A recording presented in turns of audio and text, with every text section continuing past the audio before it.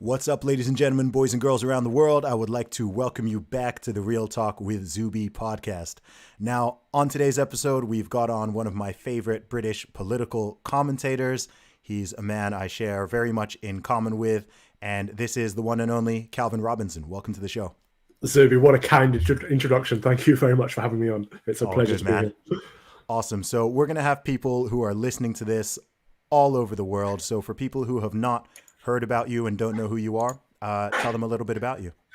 I'm a former school teacher slash assistant principal, and I got involved in politics because my time in education taught me that left-wing people are indoctrinating our young people in schools, and there's all kinds of nonsense going on, and it seems to be happening in wider society. So I started to speak up and talk about what I saw, and other people started to say they saw the same thing too. And, you know, before I knew it, I was commentating on a regular basis about what's going on in not just education, but race relations in the UK and faith and all these political issues. Awesome. So before we get into everything that you're doing right now, I'm really curious to learn more about your background. I like to learn the backstory of my guests, find out what it is that led them to where they are now. So tell us a little bit about your childhood, your life story, your growing up. How did you become the man that you are now? Oh gosh! So I grew up in Mansfield, which is a little town in Nottinghamshire where everyone knows everyone. I was one of the we were one of the first black families in the town, so that was an interesting experience growing up. I talk a lot about racism, and one of the things that people often accuse me of is saying that, Calvin Robinson says that racism doesn't exist. He doesn't acknowledge racism, and I experienced so much racism in my life. I'm never ever going to say it doesn't exist. People just don't think I say it the right way or say what they want me to say about it. But yes, so I grew up in Mansfield, former miners' town, very working class environment, and I think that has led me to my conservative politics, to be honest with you, seeing how the welfare system fails people, and it actually forces people to be dependent on the state. And I don't think anyone should ever be dependent on anyone.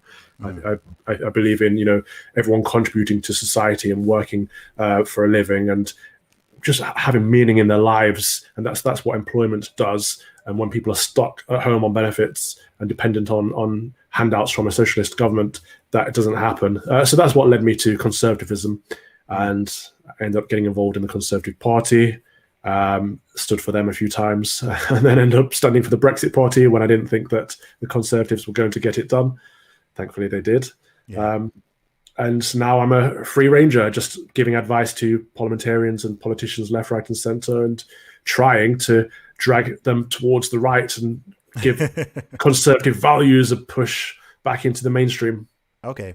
When you talk about conservative values, what does that mean to you? Because I feel like these labels mean slightly different things to different people. And I think even depending on what country you're from, the majority of my listeners and followers are actually in the USA. So I think conservative and liberal sort of mean different words to even an American than they necessarily do to a British person.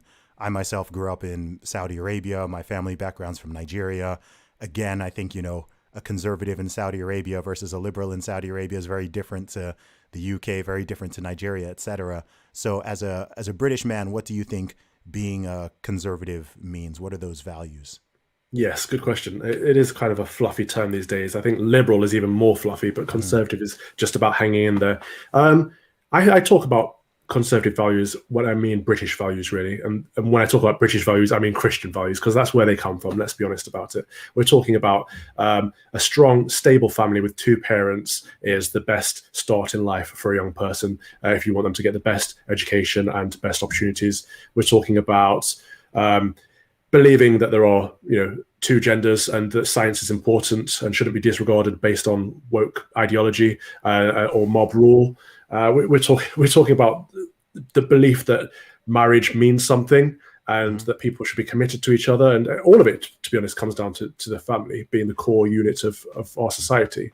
Yeah. Would it be fair to, obviously I'm more of a conservative leaning person, but I would sort of hesitate to say that those are, I feel like it might be a little bit unfair to the liberal or the left side of the spectrum to sort of say that those things are explicitly conservative values, because I think they're sort of sane values. And I think if you look at what most people do rather than what they say and actually what they believe. I think, we've probably got, I think 90% plus of people would agree on all of those things, wouldn't they? I mean, I know we've got this weird woke ideology that's going on now, but if I think of standard sort of reasonably liberal or left-leaning people, I don't think many of them would, I don't think any of them would deny the importance of family and stable homes. And I don't even think, most of them don't believe that there are infinite genders or men can get pregnant or any of that stuff. I think that's a lot of new age, very fringe stuff, which is certainly gaining traction. But I don't think those are truly sort of mainstream views. So is there anything else you think that sort of more specifically would sort of separate maybe the best way to put it, what would separate a sane liberal from a sane conservative, maybe? Oh, good question. So I think duty, responsibility. A liberal tends to think more individualistic in that we should have unlimited freedoms to the point of as long as you're not affecting anyone else, you should be able to get on with your life, which is a fair standpoint. And I think a conservative would be more in favor of having those freedoms, but also acknowledging the responsibility that comes with those rights, and that we have a responsibility to each other and to our society, and we have a duty to each other beyond our individual needs and wants. So for me, the difference between a conservative and a liberal is the difference between Great Britain and America. So in America, for example, the American dream is the pursuit of happiness.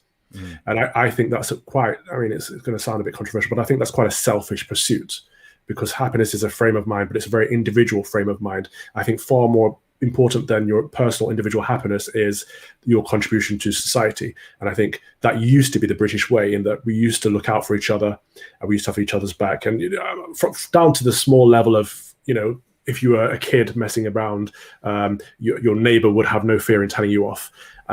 Or if you were caught stealing, you'd be in trouble by the shopkeeper and the local bobby, the local police officer. Community used to mean something, and we were part of something larger than ourselves. And I think that's where religion often comes into it as well. But it used to also be our British community or our local community. We've lost some of that. But yeah, I think that's the difference between liberalism and conservatism as I see it. But also, you're right in that most people in this country are small c conservative, and that's not a left versus right thing. You can be left wing and have conservative values, as well as being right wing and have conservative values.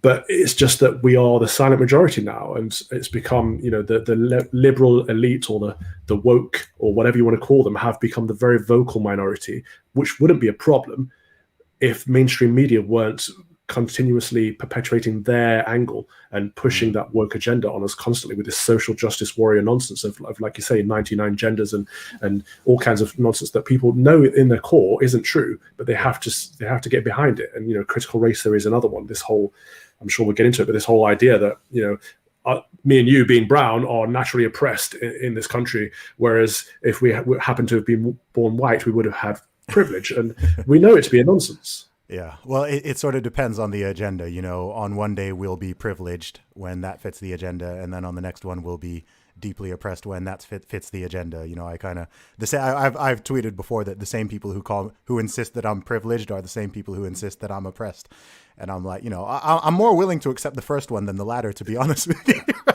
If someone says I'm privileged, I don't take that as some kind of slight. I'll say it myself. I'm like, yeah, I'm very privileged, right?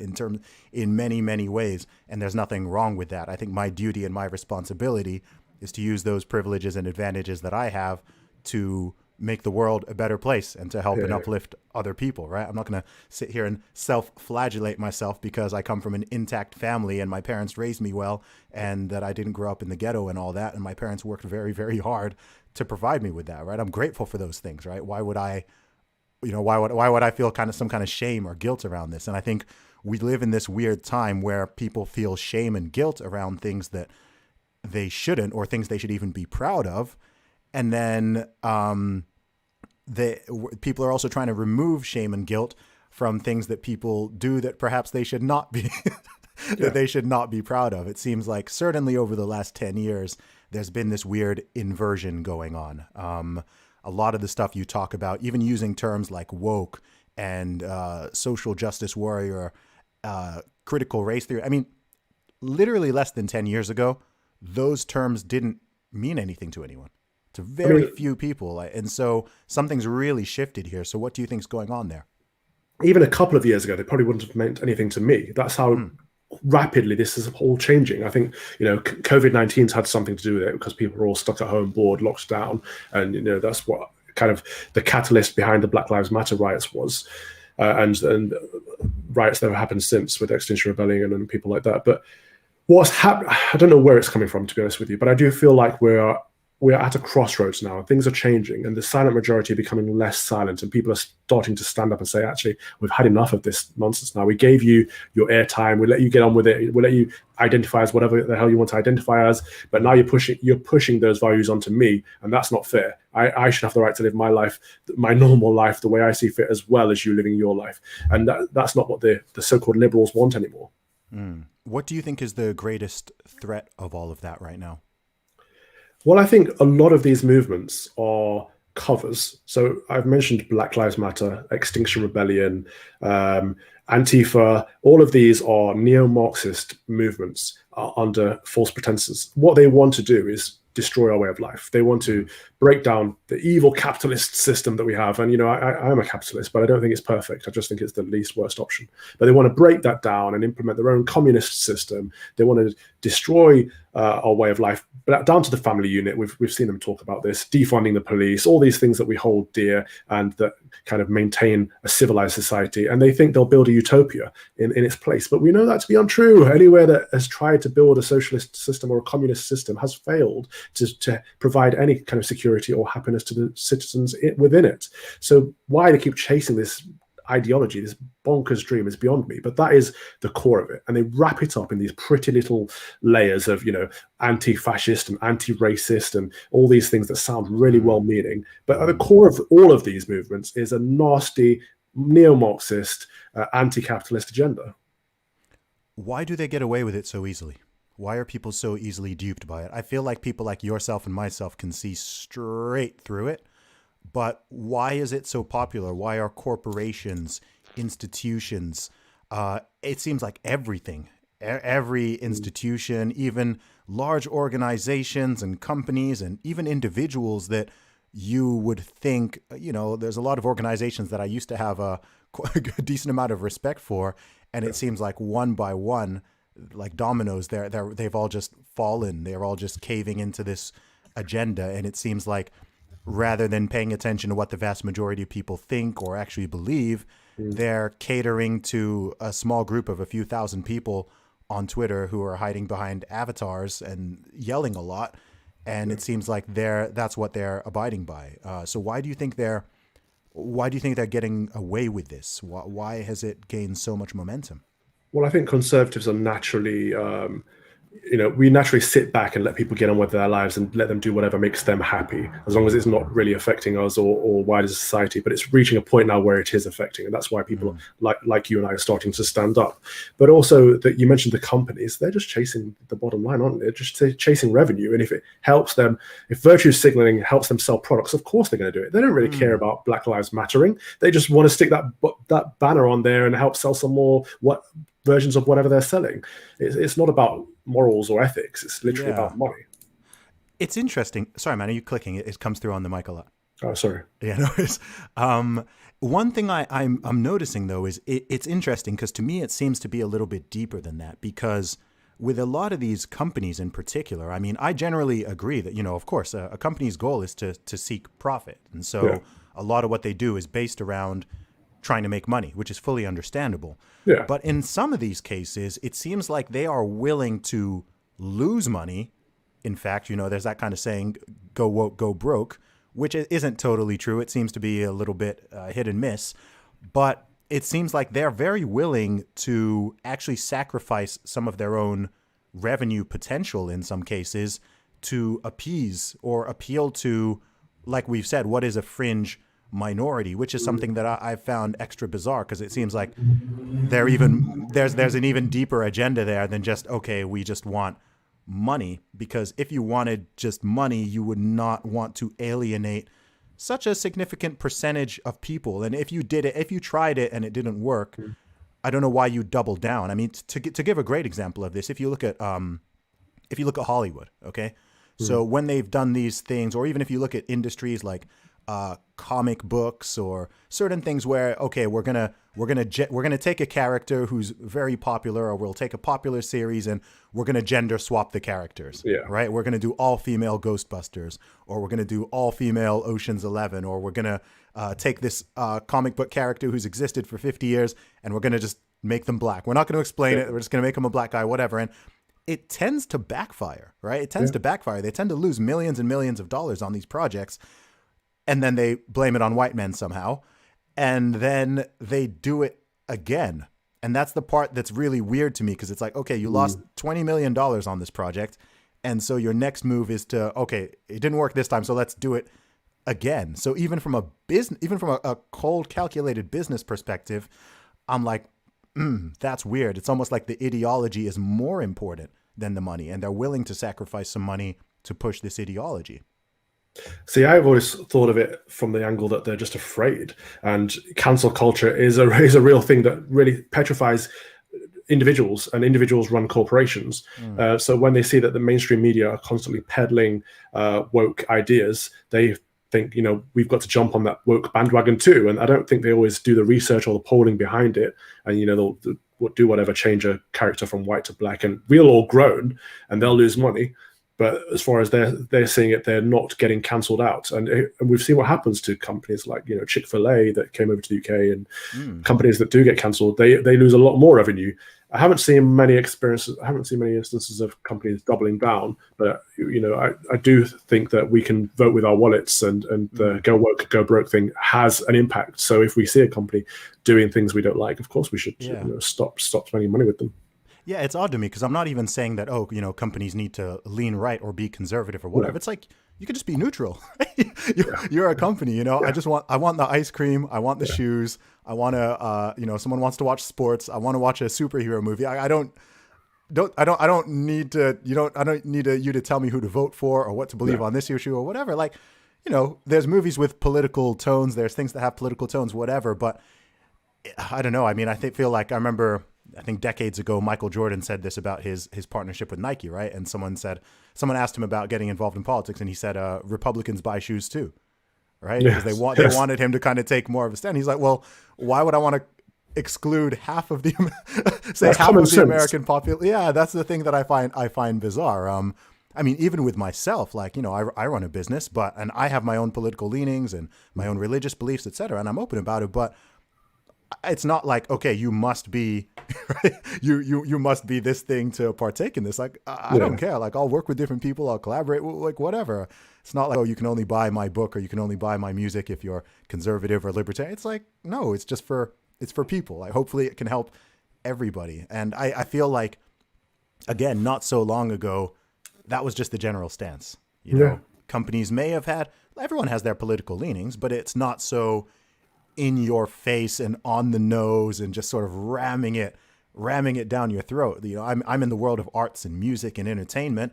Majority of people are liberal, right? You're from academia. Majority of people are liberal, and that's fine, right? That in itself to me is not like any problem. Majority of surgeons lean conservative, right? Like, fine, like that's cool. It doesn't matter. But when you start to demonize people or exclude people or even discriminate against people, that's when it raises the alarm bells for me. And I'm kind of like, what's going on here? So speaking of discrimination, this is something that you talk about a lot. I feel like yourself and myself are two people who probably in a more ideal world actually don't really like talking about race and racial issues, but because so many other people are obsessed with the idea and there's so much insidious stuff going on, we're almost forced to take up that mantle and even speak in these terms of what's going on here. So absolutely. I've noticed over the past year, I mean, you faced a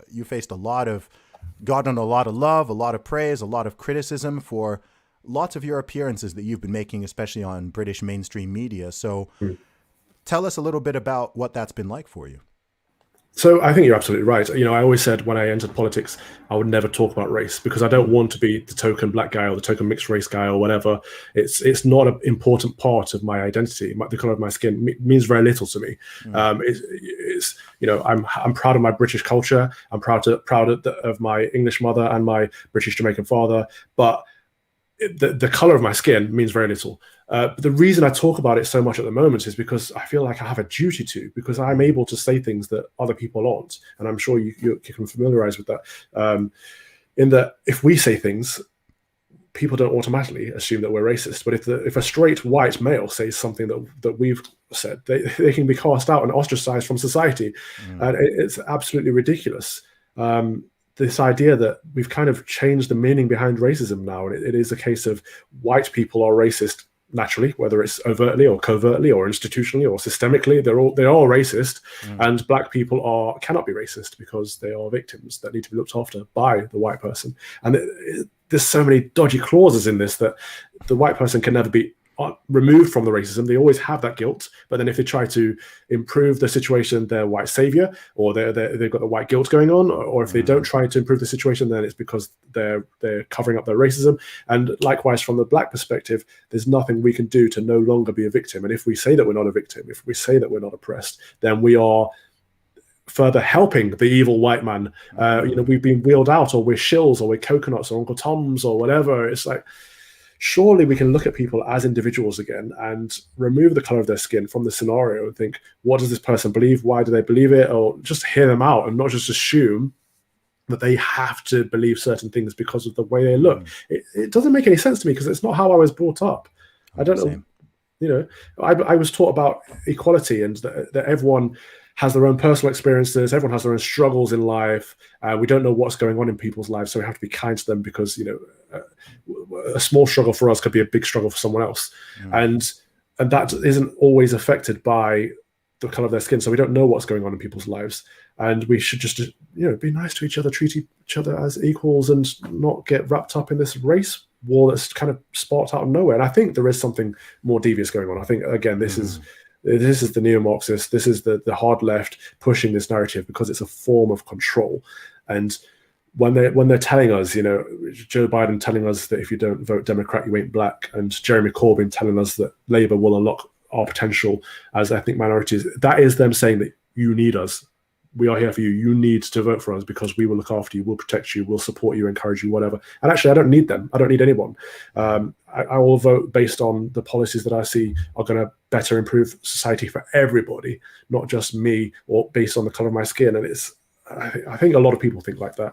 But for some reason, the hard left have taken hold of the reins of this identity politics narrative and ran with it.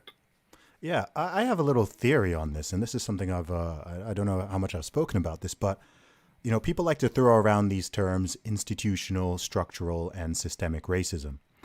And I generally don't believe that these things in the modern era in the UK exist very strongly to the degree that a lot of people on more left-leaning especially would like to say.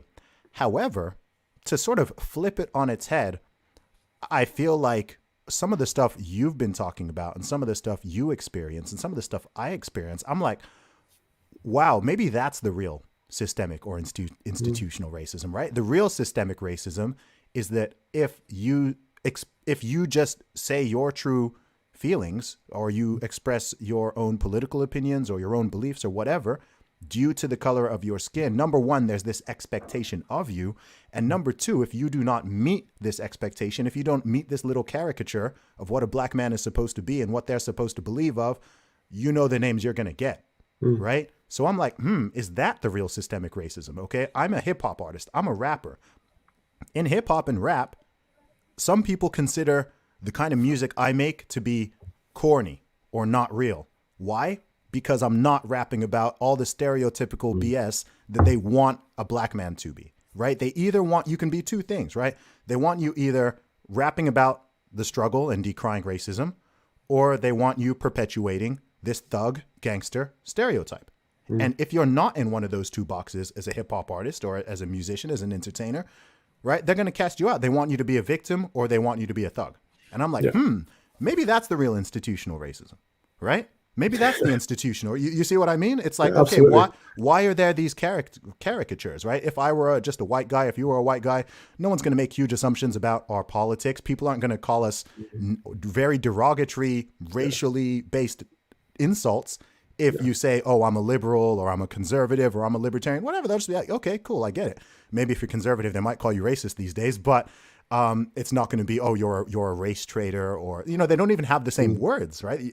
And they certainly wouldn't be getting it from other white people, right? I'm sure both you and I know that a lot of the venom that you get for being a melanated conservative is gonna come from other black people, right? Like Yeah. the most vicious and most like blatantly whoa, like that it's gonna come from that. And that's really, really weird to me. It's blown my mind, and it's something I've seen for decades, actually. Even when I was a teenager, I was always like, why do you want me to be oppressed? Like, why do you want me to experience all this awful racism? And why do you want me to feel this struggle and to feel like I'm lesser and to believe in white supremacy and to believe in and believe in white privilege? Like, why do you get mad at me when I say, no, white people aren't advantaged over me? Like, that's nonsense, right? That angers some people, right? What do you mean you're not oppressed? How dare you? And I'm like, okay, maybe these are the real systems and structures of trying to keep black people down, but it's not in the way, and it's not being propagated by the people who people think it is. I don't know what you think about that. No, absolutely. And I've been struggling with this. Like, how do we open their eyes? If I say, in the past, I've worked for the Conservative Party, and I've said, I believe in fiscal responsibility, and, I've promoted austerity and things like this. And because I think this is the best approach for our country and to get us out of financial difficulties. But having that opinion is not okay. It's not in a part of the approved narrative. And in their eyes, I'm a traitor to my race. And I'm trying to open their eyes and say, well, why is that? What is it about my race that means I have to vote Labour rather than Conservative? And why do I have to, like you say, paint myself as a victim? And I think I'm coming around to the idea that actually this is an excuse, because their lives are not where they want them to be. They're not happy in themselves, and they don't want to see other people who look like them achieve success or achieve happiness in their lives. So they want to hold everyone else back, hold everyone else down to the same degree. Therefore, they can use it as an excuse to say, yeah, well, the reason I haven't gotten where I wanted to get in life is because I'm black, and this is a racist country. The system is against me, and it's holding me back. Whereas actually, it's not. We have equal opportunities in this country, and if everyone worked hard, they could at least have a good chance at achieving success. So I'm starting to think actually the victimhood mentality is an excuse for their lives. Yeah, it is. It's a permanent alibi. That's what I call it. It's a permanent alibi, and I believe people get angry when you remove it because it's like a safety blanket. Yeah. And suddenly you then have to look yourself in the mirror and take full responsibility for your own life and your long-term outcomes. And a lot of people don't like that. A lot of people don't like that. That's why they'll take our success away from us and say, you didn't get where you are because of what you're saying. It's because the white man let you, or they're wheeling you out. They're promoting you for their cause, and that's why they'll take it. They'll take all your credit away from you because it helps their argument. They'll go as far as saying you're a white supremacist yourself, or you're a white supremacist adjacent, or you're.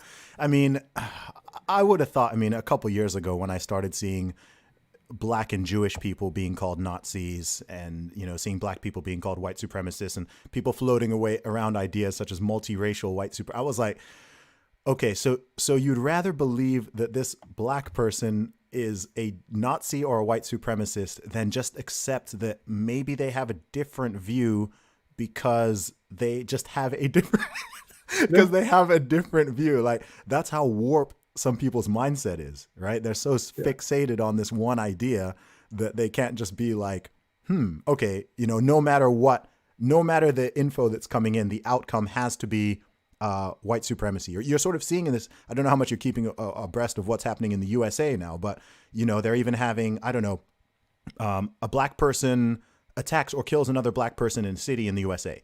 They'll somehow find a way to blame white supremacy. Yeah. A black person kills an Asian person, they blame white supremacy. An Asian person kills a white person, they blame white supremacy. And I'm just like, this is unbelievable. How is it that no matter what the input to this equation is, your output, your answer always is somehow this is white people's fault, especially those white men. And it's really, really bizarre to me. I don't know. It's so strange. And one of the things I do really find weirdest is, I know we mentioned this before, but just how aggressive and upset people get when a black person like myself or yourself or anyone else just does not embrace this victimhood narrative. And do you know what's even more funny about it?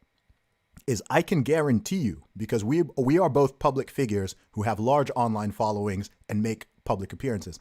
I can guarantee you that we have both experienced more racism than 99.9% of people in this world. Yeah. Right? Yeah. Especially online, right? We have both been the victims of all of this, right? Which is why it's even funnier when people are saying stuff like, oh, Zuby, are you saying racism doesn't exist? Oh, Calvin, you're saying racism doesn't exist. It's like, dude, like, do you want to see my DMs? Do you want to see some of the messages I have received from people? Like, you can see this all. My point isn't that's never been my point, right? No one is saying something totally doesn't exist, but we're even showing our own resilience in the fact that, you can call me that and I'm going to keep winning, buddy. Like, I'm going to, like, Exactly. yeah, you know, I'm going to keep going. I'm going to keep on winning. And it's like, people don't want you to have that resilience. They want it to cut really deep. They want it to, that's why they even say these names, because they think, okay, that is the one word I can call you that's going to take you down a peg. And when we just shrug it off, it makes people even more angry. And so when did this flip, do you think? Because when I was growing up, we used to joke about, they think we all look alike and they think we're all the same. And suddenly it's flipped to black people assuming that we are all alike and we are all the same. And if we're not, then we're breaking the rules somehow. So it's gone from the racists thinking that black people are all alike to black people thinking that black people are all alike. And I don't know when that happened.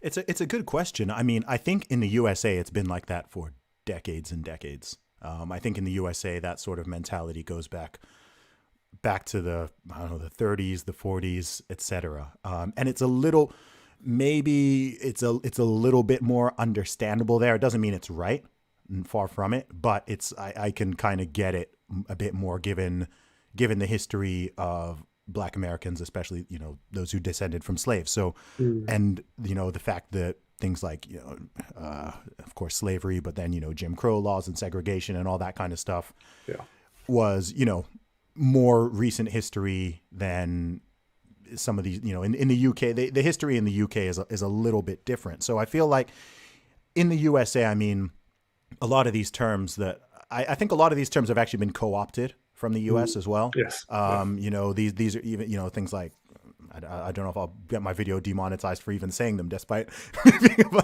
I know what you mean. COON, house Negro, Uncle Tom, like these are American terms. So I think that British people, just a bit like the N-word, right? British rappers didn't really used to use the N-word. They didn't used to use it. That's something that they borrowed and sort of took from the USA. And I'm a big fan of the USA in many ways, but I feel like in the UK, we like to take the worst stuff from America, and I don't understand this. I feel like there's a lot of cool stuff from the USA that that we could bring over to the UK, but they seem to want to import.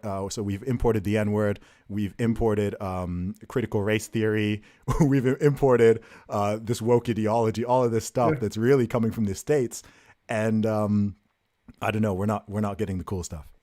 I detest this Americanization, and it really is Americanization. We're adopting all of their dramas and bringing them over here. When we have people on British streets shouting, defund the police, let's stop shooting black kids in the streets. It's like, this is not happening over here. Yeah. What is going on?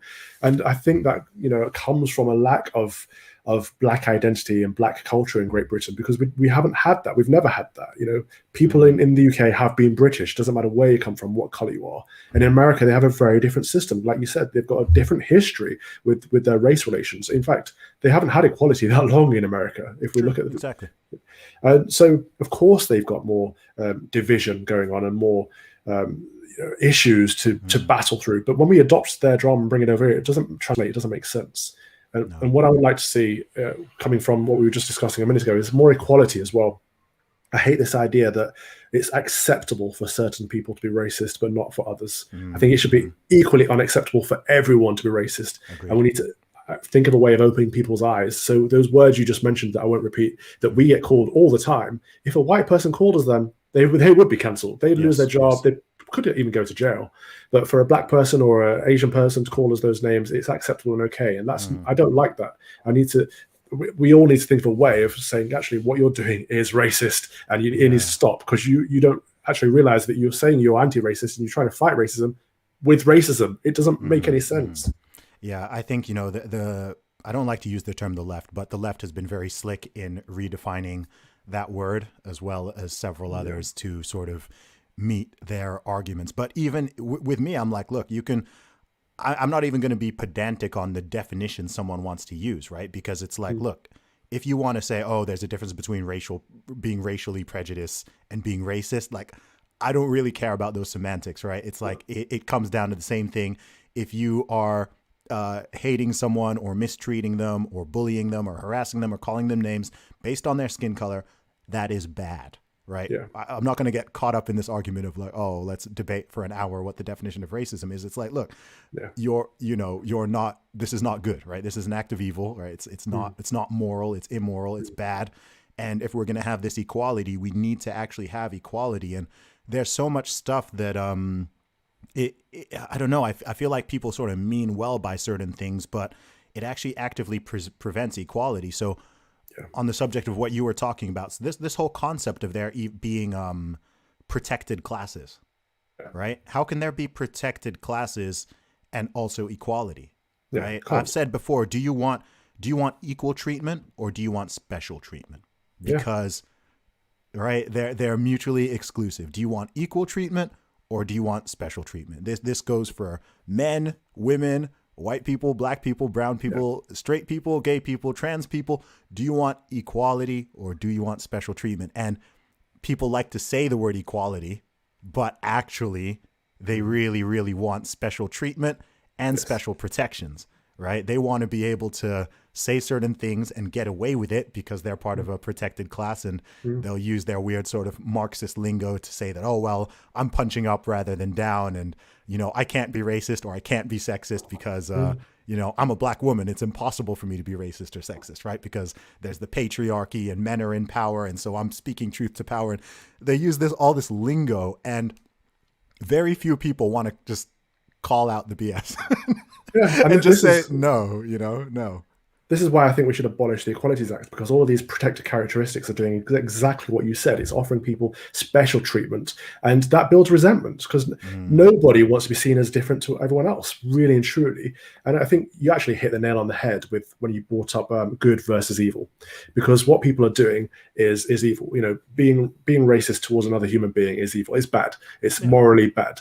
But the problem is they've got their own moral code now. And this is why I come back to Christian values or British values, or conservative values, all the same thing in my eyes, because we have a strong Christian moral code. We know what's good and we know what's evil or bad. Whereas with the woke, critical race theory, identity politics, whatever you want to label them, they have their own moral code, which is either you're with us or you are bad. And that's why we are all fair game to them. They can say or do whatever they like to us because in their eyes, we are evil just for not subscribing to the same principles as them. That's as far as their moral code goes. It's not that saying these words is bad. It's just not being part of their club is bad. And I don't want to join their club. So where do you think it all goes? Where do you think it goes? I know we're both doing our bit as well as we can to push back against what we feel is the decay of society or inversion of morality and just, dangerous things that are happening. Again, linked to what we were saying, what that also leads to is it does lead to genuine bigotry, right? So for the past few years, as we can see, it's been pretty trendy, pretty popular to just hate on white guys. Right? Just hating on white people in general, or especially hating on white men. Man, you can get a lot of likes on social media for, going after white men and saying something that if you said literally about any other group or demographic, you'd probably get kicked off social media, in fact. Right? I've seen stuff tweeted about white people in general or white men. I'm like, yo, if that was said about Jewish people, Asian people, black people, women, gay people, like that person's account within 20 minutes, Twitter moderators, you're gone. You're gone. But it's somehow like, oh well, white. I've even seen a thing where someone reported something like this, and the response, I don't think this was from Twitter specifically, but the response was literally something about how white people and men are not part of a protected class, and so therefore the complaint was dismissed. And I'm like, wow, okay, so this is literally this is some new sort of woke form of Sharia law or something, where your identity is all that matters here. It's not what you do, it's not what you say, it's not your actions, it's not your words. It's just, okay, you're a member of this group, you're a member of this class, etc. And then also, it must be funny for someone like yourself because you're you're also mixed race, right? I feel like people who are multiracial. I don't even like the term because we're all one race. People who are from like different ethnicity, right? They're sort of caught in this weird crossfire where everyone's talking black and white and black and white and black and white, and it's kind of like there are other people. There's also other human beings here who don't sort of strictly fall into one of these things.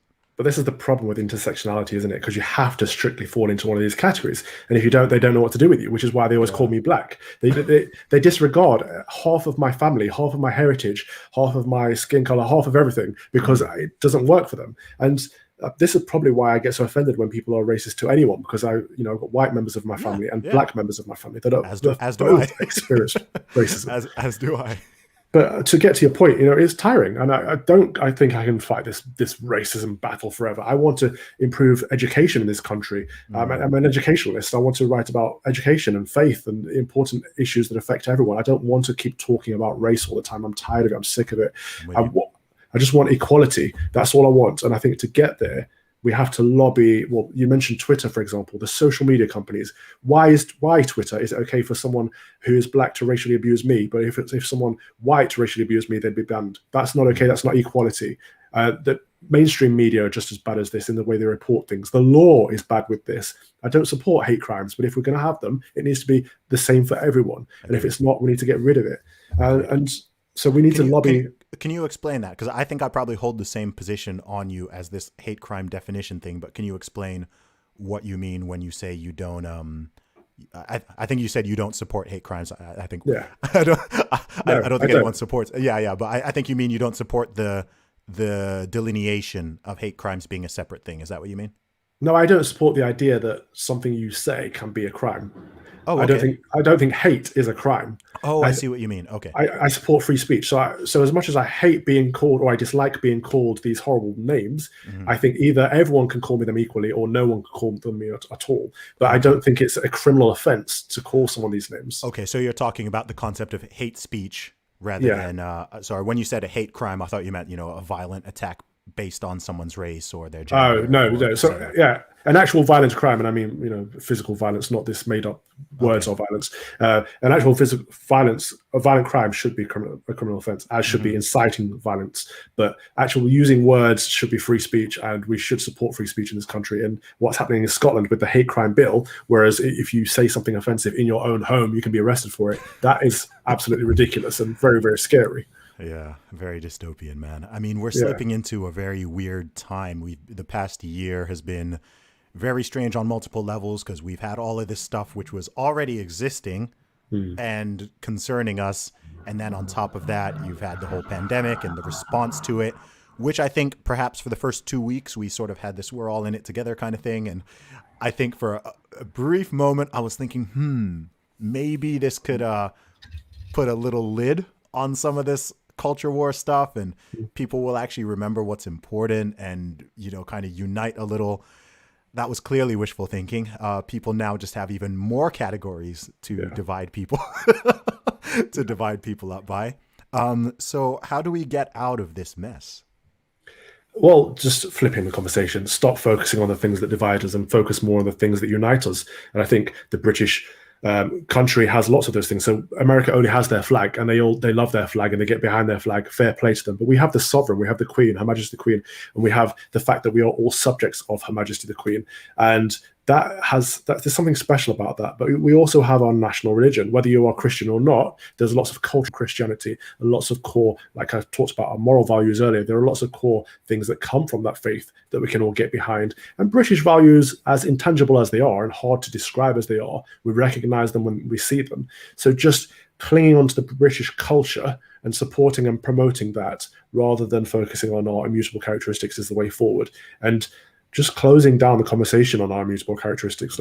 I know it's paradoxical for me to say this and for me to say it to you especially, but let's stop talking about race and let's start talking about the things that are important to us, like our education and faith and all the rest of the stuff in politics. Like, is Scotland going to leave the United Kingdom? That's a big issue. If Meghan Markle does something, or someone in high profile does something, I want to be able to criticize them without people saying, well, you can't because of the color of their skin. The color of people's skin means nothing. Yeah, it's so nutty. It's very, very nutty. Why do you think it is? This is something that's going on in the USA as well, but it's certainly in the UK. Why is it that people feel this shame or guilt around their own national identity, right? There's this self-flagellation thing of, there's a lot of British people who are very hesitant to even put up a British flag, right? If you put up a Union Jack on your house, on your car, on your desk, behind, on your wall, or an England flag, right? It's somehow, this person is a far right, a white supremacist, or they're clearly a racist or whatever. And that exists to a degree. The USA, they're still more proud of their flag. I know there are some people especially on the far left, who don't really like the US flag. But why is it that in these countries in particular, there's so much guilt and shame and just weirdness around actually being proud to be British or being proud to be American or whatever? Why is it? Why can't someone just do that without this sort of insinuation that they're somehow a bad person? Because if you go to other countries, even other countries in Europe, or you travel around Africa, Asia, other places, you see flags everywhere. People feel, this sense of national pride, etc. And look, every country has done its dirt, right? And I would never make light of the awful things that have happened in British history, American history, any country's history, every country's history. As far as it seems, like anyone that I've done any minor research on, it looks like they have some really dirty, dark stuff in their past, right? But I don't know. There's something in the British mentality which is like, I don't know, a little bit. I don't know, a little bit self-hating, anti-patriotic. I don't really know where it comes from. So it's in our culture. We've always been understated, and that's another major difference between the UK and the US. In that the US are, they'll big themselves up, they'll play their own trumpet, and that's part of their culture. That's exactly. But we wouldn't do that. That's crass in England. We would look down our noses at that kind of behaviour, and I think rightly so. But it's gone too far the other way now, in that it's mostly our academics and our intelligentsia that kind of are looking down their noses at anything British. And the idea that the flag, our national flag or flags, could be a racist symbol is ludicrous. And we need to reclaim our flags. The Union flag isn't as bad or seen as bad as the St. George's cross. But what is it about it? It's just this, it is this white guilt, to use one of their own terms against them. This idea that, we have had, we were one of the most influential countries in the world. We were very prominent. The British Empire, had an impact on a global scale, and for some reason, people feel guilty about that, even if their ancestors had nothing to do with it. And it's this idea that we need to look at ourselves only through a negative lens. And I keep bringing this up, and people call me right wing or far right for saying it, but the British Empire wasn't all bad. We spread parliamentary democracy around the world, probably the best thing we've ever done. We spread the idea of charities, hospitals, Christianity, education, railways. We did a lot of good around the world. Yes, the empire did a lot of bad too, but history should be looked at holistically. And just to shine a negative light on things is not realistic, and it doesn't help anyone. Most other countries around the world don't look at themselves through this lens and think, oh, are we evil? Are we bad? And I get we should always be critical, self-critical, of course, because we don't want to, we don't want the rise of fascism or anything like that. But people don't even understand what that means anymore. People think that we have a fascist government, and even I've said they're doing totalitarian things and draconian measures that I don't believe in. But it's not fascism. We can vote them out. Yeah. They're calling Donald Trump a fascist dictator. He's literally the opposite of a dictator. He's been voted out of office. People are throwing these terms around till they no longer mean anything. Yeah, and another thing that's really interesting that's been happening is that there's just a lot of cognitive errors that are happening. I don't know if perhaps it's the rise of social media. Oh, thank you.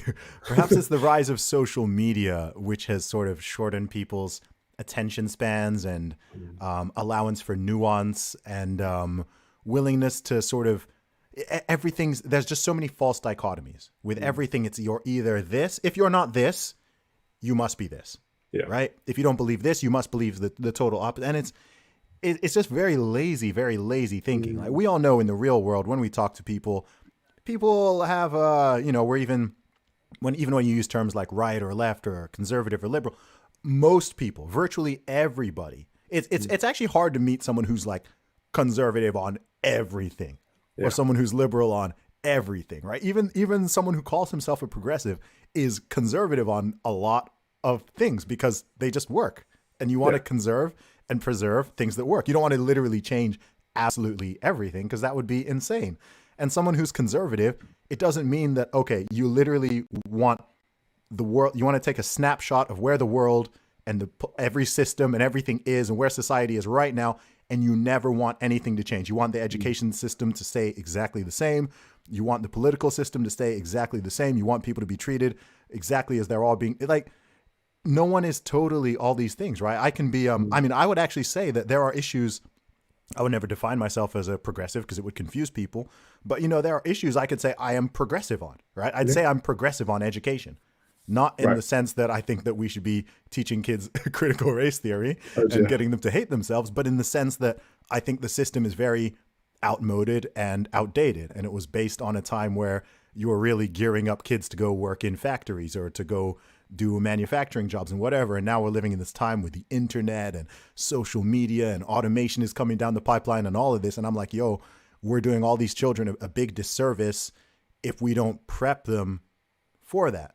Or the fact that even the way the workplace has been going, maybe this is one positive change that's going to come out of what's happened in the past year, is for many, many years, I've always thought that so many things in the corporate environment or the typical office 9-to-5 work are extremely inefficient and don't make sense, right? How many billions of hours are wasted by people just sitting in traffic commuting every week, right? Like every millions and millions of hours wasted time, all this pollution, all of that. I'm like, I'm quite progressive on that. I'm like, why don't you make it so that people, if you don't need to go into the office, you can work from home, right? All of that. So like on those sort of things, I'd say I'm quite kind of like progressive in a sense. Yeah. And then there's other stuff that I'm like very, very conservative on. There's stuff I'm kind of in the middle on, et cetera. And most people are like that to varying degrees, but people just want to throw you in this real quick box. Just, okay, you're this, I'm going to just chuck this label on you and that's it. And I can understand the desire to do that for us to sort of simplify the way we see the world as human beings. But when it comes to any sort of important conversation or important issue, it's really not useful at all. It's just not real life, is it? I mean, you and I probably agree on a great many things when it comes to race, but everything you just said about education, I couldn't disagree with more. And we could probably spend another hour talking about our ideas around education. But that's the beauty of real life, isn't it? That's true diversity of thought and opinion. And just because we both happen to be black and ethnic minority doesn't mean we agree on everything. And that's what people don't seem to accept. And if we disagree on something, I don't assume it's because you're evil or because you hate someone or because you want to kill the children. We both want young people to succeed in life, but we have different ideas about how to go about it. Exactly. I'd be curious to know what your thoughts are on that, actually, because I know you're a former teacher. So what are your thoughts on how the education system should be, or what they're doing right or what they're doing wrong, et cetera? How could that be improved? Well, I think education, first and foremost, we have to say that education isn't about getting jobs. So it's not about preparing people for factories. It's not about preparing people for new modern jobs with computing and social media and stuff. It's literally about passing on our culture and our knowledge and the best there has been to the next generation. And that is, to me, that's what conservatism is about. It's about, you know, conserving that knowledge and that culture. And the best way to pass on knowledge is to have an expert in a room dictating that knowledge to a row of attentive young people. So having a subject matter expert, the teacher at the front of the room, telling the kids what the knowledge is, getting them to regurgitate it and repeat it, and then examine them on the facts and see how much they've retained, and then adjust your teaching accordingly. It's very traditional, it's very old-fashioned, but it works. And that is how, you know, it's not about getting kids to pass exams, but that's how you get kids to get a grasp of all of this knowledge and understanding that we know that they need to have, and get those results as a result of that. Exam results are a byproduct, not the end game. Education is an end in and of itself. And it's so important that we remember that, because we do have a utilitarian approach to education quite often. I think, well, what's the best way of getting kids to get, you know, the latest jobs, and what about jobs that don't exist yet, is what we often hear as teachers. It doesn't help anyone really, because, you know, by the time they get through school and through university, those jobs will have changed again anyway. And the kids might have changed their minds, courses might have changed. It's not really a realistic approach. What do you think are some things? So I know my answer to this, but what do you think are there some things that you think kids should be learning that they're not? And if so, what are they?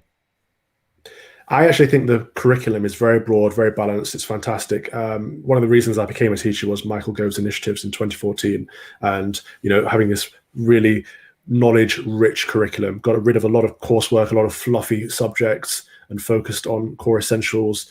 You know, people often say we should teach kids this, we should teach kids that, we should teach kids about taxes and this and that, but we do teach kids really good maths, and if you have really good maths, you should be able to do your taxes.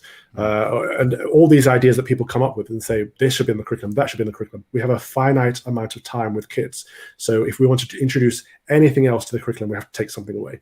So if people are going to tell me what should go in the curriculum, they also need to tell me what needs to come off it, and very few people are willing to do that. Okay, that's interesting. Yeah, no, I think we definitely disagree on that one. Because I think I think that schools don't prepare. I mean, I often say that two things. I mean, there's more than two, but two things you're absolutely going to have to deal with in the real world are health and money, right? And I think that the schools, you know, in a perfect world, I think, look, these things should kind of should come from your parents and your family, your society, et cetera. But the reality is, in general, they're not. And a lot of parents are also terrible with health and terrible with money.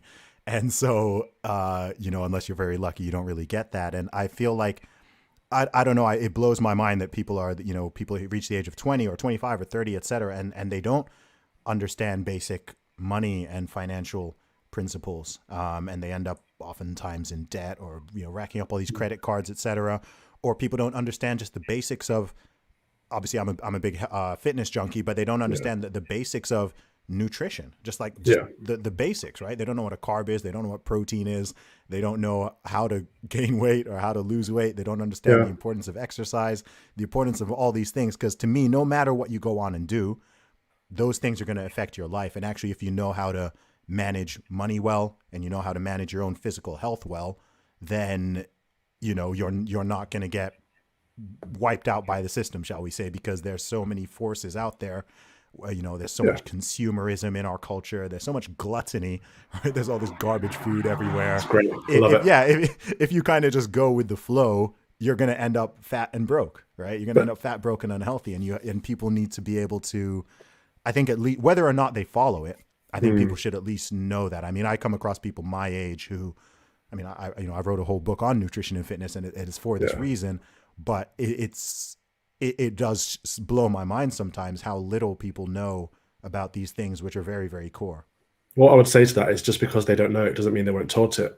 We teach nutrition in school, we teach PE all the way throughout school. So everyone should have physical education. Everyone should have some basic understanding of nutrition. We teach very good competency in maths. So everyone should know how to manage their money. But none of that matters, because it comes down to what you said. This should come from your family. Education in school should be supplemental to education at home. It's your family's job to teach you the ways of life. The school is there to support that, and like I say, supplemental, but it's not there. The state should never replace the family. So if we're adding, if we're adding new things to the curriculum to fix these problems, we're just sticking plasters on their patches. We need to get to the core of issue and say, why are families not passing on this knowledge? What's going on in the family structure in this country? I think oftentimes the families don't know. You know, how many parents have good money management skills, who even have the knowledge? Do they know how to invest? Do they know how to do their taxes? Do they know how to get a mortgage, etc.? So it's funny because I'm totally with you on, like, you know, the state, the government should absolutely not replace family. But I'm also just looking at the world we live in, and I'm like, okay, the parents don't know this stuff, right? But it's a new problem, isn't it? So, you know, we didn't used to have calculators and stuff, and people knew mental arithmetic and how to get by. And I think it's a very modern problem that we've kind of gotten lazy, and no one kind of knows how to live anymore. Maybe so. I mean, I don't think it's just maths. I mean, I'd separate maths from money management.